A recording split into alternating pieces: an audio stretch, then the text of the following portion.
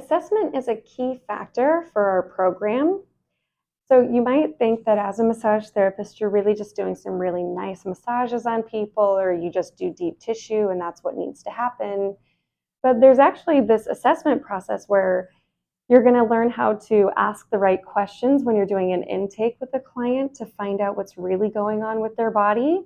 And there's also the intake form that you go through, and we have you do posture assessments. We have you actually take the clients through movements to see if you can see compensation patterns that are happening in the way that they move.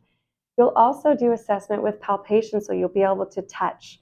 And so this is something that some students come into the program and they can feel things already, but we have plenty of students who show up in the massage program and they don't have any sensitivity to touch. So when they're touching the body, they don't feel tension and they don't feel resistance.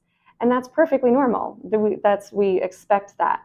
And in the length of the program over this time, you develop that touch and that sensitivity. That's something that it's our job to teach you, and all of our students have been successful by the time they graduate, that they can really feel the tissues and feel what's going on in there, feel if the work that they're doing is responding, or if the muscles are responding to it, if the body is receiving it.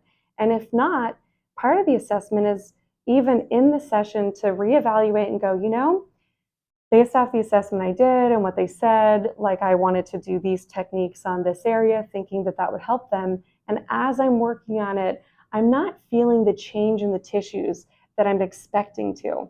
And so that's part of developing that feel, so you can feel the change, and then assessing that it's maybe not the right technique. Well, we teach multiple techniques in the program.